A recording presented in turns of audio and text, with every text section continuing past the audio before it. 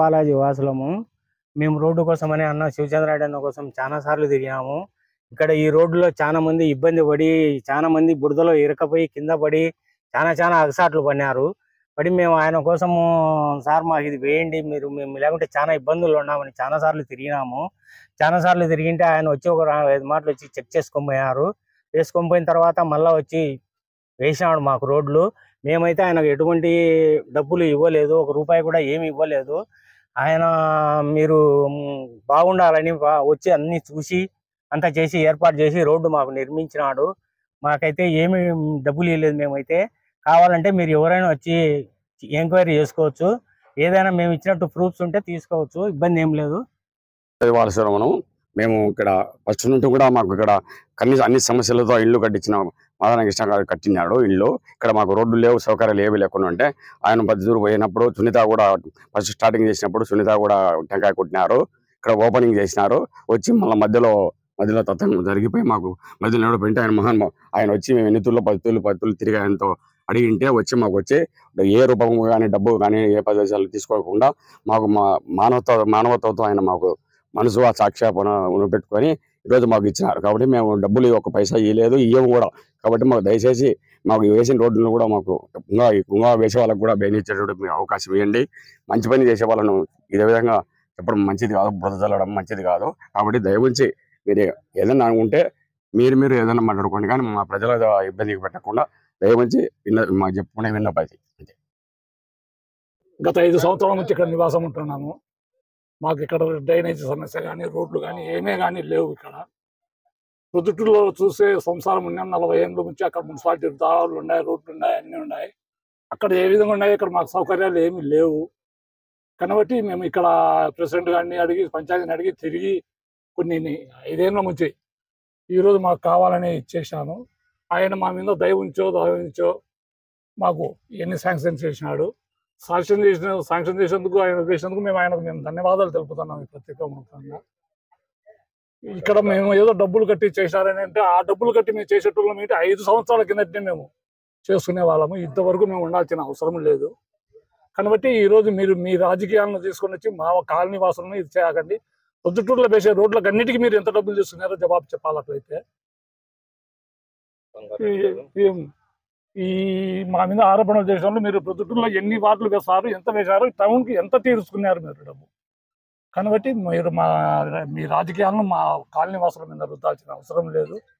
కాబట్టి ఆయన మేము మరొకసారి అతన్ని కృతజ్ఞత చెప్పుకుంటాం. మాకు రోడ్లు వేసి, కార్ లెవెల్ వేసి ఒక్కసారి మీరు ఇక్కడ వచ్చి ఈ ప్రాంతాన్ని చూసి పరిశీలించి అసలు మాకు ఎట్లా ఉన్నదంటే కప్ప చెట్లు దావులు సరిగా లేకుండా పాములు పొద్దున లేచినట్టు పాములు పెద్ద పాములు చూస్తూ మేము భయపడుతూ దినదగండం నూరేళ్ళు ఆవిస్తూ బతుకుతున్నాము. ఈ రోడ్డు వేయడంతో కొన్ని సమస్యలైనా మాకు తీరుతున్నాయనే ఉద్దేశంతో మేము ఆయనకు ఎన్నోసార్లు అర్జీ పెట్టడం జరిగింది, చెప్పుకోవడం జరిగింది. ఈ రోజుకి మాకు ఇదే అయింది. అయిన దాన్ని మీరు సంతోషించాలా. ప్రొద్దుటూరులో మీరెంతో మేము పల్లెల్లో ఉన్నా కూడా అంతే. మా ఓట్లు మీకు కూడా అవసరమే. కాబట్టి ఇక్కడ ఓటు ఉందో అక్కడ లేదు అనే సమస్యలు కాకుండా మమ్మల్ని మా రకంగా ఈ రకంగానే ఇచ్చేయండి. మమ్మల్ని లాగొద్దండి ఈ విషయంలో. ఎంతసేపు మేము ఎలాంటి డబ్బు కానీ పైసలు కానీ డబ్బు కానీ ఏమి ఇవ్వలేదు, అతనికి ఇచ్చేయలేదు. కాబట్టి అతను చేసినాడు.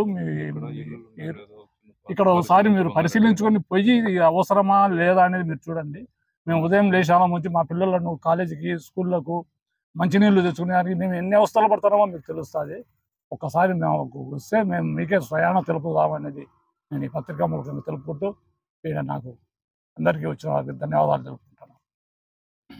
కట్టబాలాజీ వాసులు మాట్లాడుతాం. కేవీఆర్ పక్కన ఉన్నటువంటి కట్టబాలాజీ కాలనీ వాసులు అందరం మేము నిన్న అదే బంగారెడ్డి గారు ప్రెస్ మీట్ పెట్టి చెప్పినటువంటి దానికి గాను మేము సమాధానం ఇస్తూ ప్రెస్ మీట్ చెప్పడం జరుగుతుంది.